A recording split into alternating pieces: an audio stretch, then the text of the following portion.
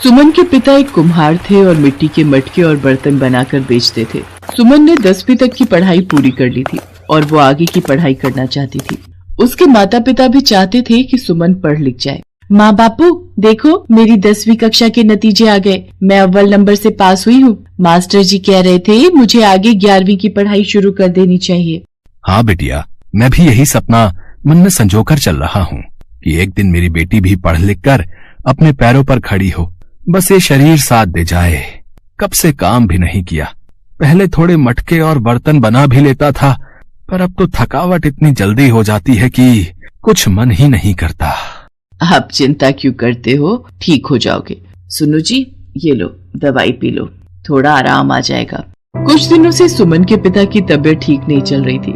इसी कारण सुमन की माँ गायत्री बहुत परेशान थी और एक दिन सुमन और उसकी माँ पर दुखों का पहाड़ टूट पड़ा। सुमन के पिता चल बसे। माँ चुप हो जाओ, देखो आपने सुबह से कुछ भी नहीं खाया है। अगर आप कुछ नहीं खाओगी तो मैं भी नहीं खाऊंगी। नहीं मेरी बच्ची, अगर तू भूखी रहेगी तो तेरे बापू की आत्मा को दुख होगा। आजा हम दोनों मिलकर खाते हैं। सुमन की पढ़ाई बीच में ही छूट गई। घर में करने के लिए कोई काम नहीं था। जो थोड़े बहुत मटके और बर्तन घर में रखे थे उनमें से कुछ बिक गए जिनसे उनका गुजारा हुआ। पर गायत्री को घड़े और बर्तन बनाने नहीं आते थे। उनके पास कोई काम भी नहीं था। सुमन, मैं तेरे बापू का सपना कैसे पूरा करूंगी? घर में पैसे भी नहीं है और जो थोड़े बहुत मटके और बर्तन रखे थे वो बेचकर हमने रोटी का गुजारा कर लिया। मैं चाहती हूँ तू अपने बापू का सपना पूरा करे।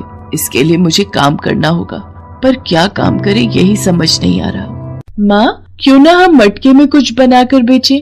आजकल खाने पीने की चीजें मटकों में बहुत बिकती हैं। आपको पता है, मेरे स्कूल के पास एक भैया हैं जो मटके में जलजीरा बेचते हैं। एक आंटी भी है जो मटके में चावल बनाकर बेचती हैं। माँ, आपको पता है, एक दिन मेरी सहेली कह रही थी कि हमारे स्कूल के बाहर बहुत सारे ठेले खड़े होते हैं, पर कोई भी मैगी क्यों नहीं बनाता? क्यों ना आप हमारे स्कूल के बाहर मटका मैगी बनाकर बेचो तो बहुत बिक्री होगी। सुमन, तेरा आइडिया तो बहुत अच्छा है बिटिया। एक बार कोशिश करके देखते हैं, शायद काम सफल हो जाए। माँ, हमारे पास ये कुल्हड़ भी है। आप मटके में मैगी बनाकर इन कुल्हड़ में बेचना। बापू कितने खुश होंगे। आज उनके बनाए बर्तन में हम नया काम शुरू करने जा रहे हैं। एक काम करते हैं, हम बाजार चलते हैं और मैगी बनाने का कुछ सामान खरीद कर लाते हैं। हाँ बिटिया, चल। सुमन अपनी माँ गायत्री के साथ मैगी बनाने का सारा सामान खरीद लाती है। अगले दिन गायत्री के पास जो पैसे जुड़े थे उनसे वो किराए पर एक ठेला ले लेती है। स्कूल की प्रिंसिपल सुमन को जानती थी, इसलिए वो उनकी मजबूरी को समझकर स्कूल के बाहर गायत्री को ठेला लगाने की इजाजत दे देती है। गायत्री ठेले पर मटका मैगी बेचने लगती है। स्कूल के बाहर बच्चे गायत्री की मटका मैगी बहुत शौक से खाते थे। धीरे धीरे और भी ग्राहक वहाँ आने शुरू हो गए। एक दिन गायत्री के ठेले पर 2 ग्राहक आए और वो मैगी खाकर बोले, ये तो बहुत ही नया तरीका है मैगी बनाने का, मटका मैगी। भाई वाह। मदन भाई, अगर हम अपने अनाथ आश्रम में होने वाले कार्यक्रम में इनसे बात कर लें तो बच्चों को ये मटका मैगी बहुत पसंद आएगी। हाँ, विचार तो अच्छा है। बहन जी, अगर हमें पूरे 3 दिन के लिए आपको बुक करना है तो आप बता दो कि कितना खर्चा आएगा। जी, आप अपनी इच्छा अनुसार दे दीजिए। मुझे तो इन सब की कोई समझ नहीं है, मैं क्या ही बोलूं। दोनों व्यक्ति गायत्री को 10,000 रुपए एडवांस दे जाते हैं। ये देखकर गायत्री बहुत खुश थी। वो सुमन को सारी बात बताती है। उस दिन से गायत्री ने पीछे मुड़कर नहीं देखा। उस बुकिंग के बाद उसे और भी बुकिंग आने लगी। धीरे धीरे वक्त बीता।